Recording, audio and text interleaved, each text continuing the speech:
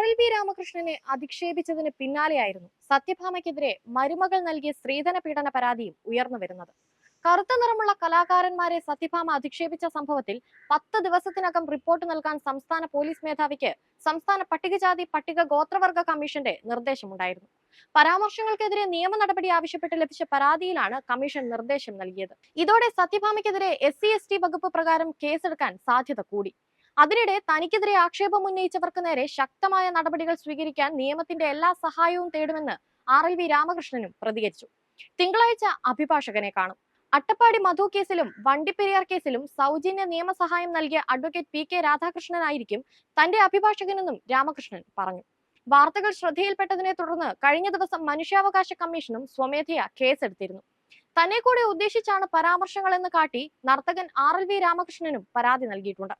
സത്യഭാമയുടെ പേരിലുള്ള മരുമകളുടെ പരാതിയിൽ Thiruvananthapuram cantonment police എടുത്ത സ്ത്രീധന പീഡന കേസ് പുനരന്വേഷിക്കണമെന്ന ആവശ്യവുമായി ബന്ധുക്കളും രംഗത്തെത്തി. ഈ കേസിൽ പോലീസ് ഒത്തുകളിച്ച് അന്വേഷണം അട്ടിമറിച്ചിരുന്നു. പുതിയ സാഹചര്യത്തിൽ ഈ കേസിൽ സത്യഭാമയെയും മകനെയും അറസ്റ്റ് ചെയ്യേണ്ടി വരും. ഇതിനിടെ ജാതി അധിക്ഷേപം നടത്തിയിട്ടില്ലെന്നും ചാനൽ പ്രവർത്തകർ ചോദിച്ചപ്പോൾ താൻ പറഞ്ഞത് കടന്നുപോയതാകാമെന്നും സത്യഭാമ വ്യക്തമാക്കി. നന്നായി കളിച്ചാലും തന്റെ ശിഷ്യരുൾപ്പെടെ കറുത്ത നിറമുള്ള കുട്ടികൾക്ക് സമ്മാനം ലഭിക്കാറില്ല. അത് കുട്ടികൾക്ക് വിഷമം ഉണ്ടാക്കുമെന്നതിനാലാണ് മത്സരിക്കേണ്ടെന്ന് പറയുന്നതെന്നും സത്യഭാമ പറഞ്ഞു. എന്നാൽ യൂട്യൂബ് ചാനലിലെ അഭിമുഖത്തിൽ എല്ലാം വ്യക്തമാണ്. അതിൽ ആരെയാണ് ഉദ്ദേശിച്ചതെന്നും വ്യക്തം. ഇനി ഈ കേസ് തേഞ്ഞു മാഞ്ഞു പോയാലും സ്ത്രീധന പീഡന കേസ് സത്യഭാമയ്ക്ക് കുരുക്കായി മാറും.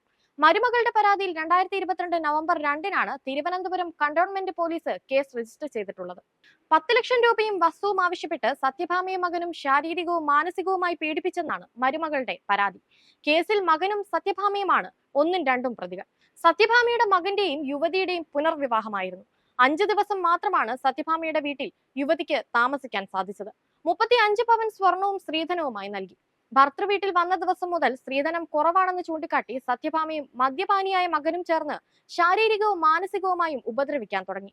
യുവതിയുടെ വീടും വസ്തുവും തന്റെ പേരിൽ എഴുതി തരണമെന്ന് ഭർത്താവ് ആവശ്യപ്പെട്ടു. അതിന് സത്യഭാമയും കൂട്ടുനിന്നു.